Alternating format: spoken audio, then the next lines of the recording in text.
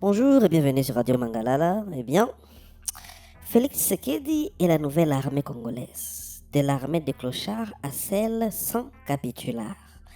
Eh bien, dans un discours franc et controversé adressé à la jeunesse congolaise le 13 décembre 2025, le président Félix-Antoine Tshisekedi Chilombo a livré un diagnostic sans phare sur l'état des forces armées de la République démocratique du Congo.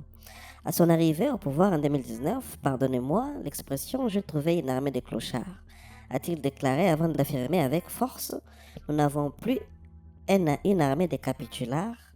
Ces propos relayés massivement sur les réseaux sociaux ont relancé le débat sur la réforme militaire en cours dans un pays confronté à une crise sécuritaire persistante à l'Est. Le chef de l'État n'a pas mâché ses mots, il a décrit une armée profondément délabrée sur les plans matériel, logistique et moral. Soldats envoyés au front sans ration alimentaire adéquate, sans solde régulière, sans munitions suffisantes, ni encadrement digne. Ces hommes étaient envoyés au combat sans ration, sans solde, sans munitions, sans encadrement et on leur demandait pourtant de faire des miracles. A-t-il rappelé tout en saluant le courage dont certains ont fait preuve malgré ces conditions.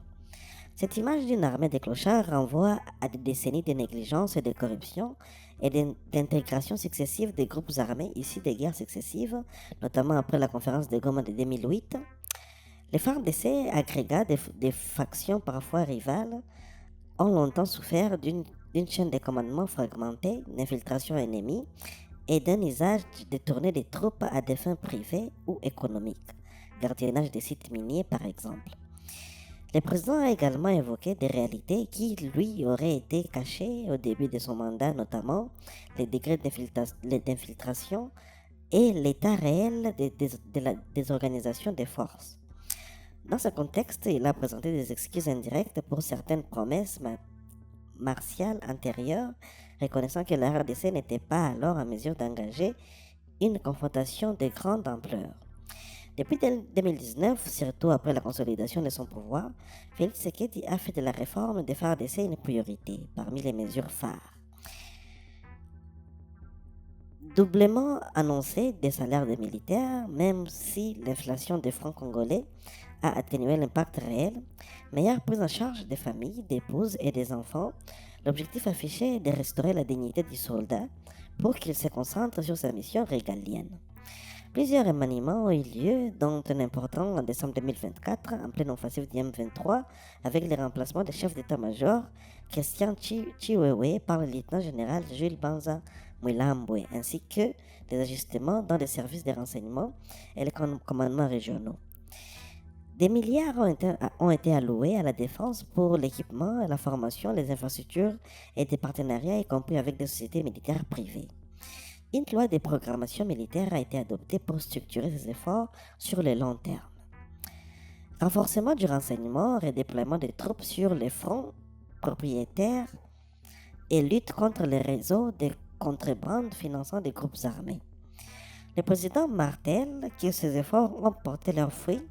Nous n'avons plus d'armée de capitulaires, une façon de souligner une évolution du moral, de la discipline et de la capacité opérationnelle, même si les résultats sur le terrain restent mitigés face à des adversaires comme le M23 soutenu selon Kinshasa par le Rwanda. Ces déclarations interviennent dans un climat tendu. L'Est de la RDC continue à subir des assauts de multiples groupes armés avec des avancées notables du M23 ces dernières années. Les populations locales attendent des victoires concrètes pour que des discours, plus que des discours. Des voix critiquent les délais pris pour s'attaquer frontalement à la réforme militaire au début du mandat, période durant laquelle Tshisekedi partageait le pouvoir avec des réseaux liés à son prédécesseur Joseph Kabila. Les analystes comme Pierre Boisselet soulignent que, malgré les investissements, une partie des fonds a bénéficié à des équipements techniques ou des acteurs privés plutôt qu'aux soldats du rang. La réforme d'une armée aussi composite reste un chantier herculien où le patriotisme invoqué par le président doit se traduire par des résultats tangibles. Au-delà de l'armée, Félix Tshisekedi a pointé un recul du patriotisme dans la société congolaise. Il a appelé la jeunesse majorité du pays à s'engager pour réinculquer les valeurs nationales. Il n'est pas trop tard, a-t-il insisté, faisant de la Renaissance militaire le symbole d'une refondation plus large de l'État. En qualifiant publiquement l'armée héritée d'une armée de clochards et en revendiquant aujourd'hui une force sans capitulaire, Félix Tshisekedi joue une carte risquée, celle de la transparence brutale pour justifier son action et mobiliser. Le succès de cette entreprise se mesurera non pas aux formules choc, mais à la capacité des FARDC à restaurer la souveraineté territoriale, à protéger les populations et à dissuader les agressions extérieures. Dans un pays riche en ressources mais fragilisé par des décennies de conflits, la nouvelle armée congolaise incarne à la fois l'espoir d'une renaissance et les limites d'un État en reconstruction permanente. Les Congolais, et particulièrement les habitants de l'Est, jugeront au résultat. Eh bien, ça sera tout pour cet article réservé aux propos tenus par son Excellence, Monsieur le Président Félix-Antoine Tshisekedi. Pour la suite, nous prions toute personne qui nous a suivis de bien vouloir s'abonner à la chaîne et à très très bientôt.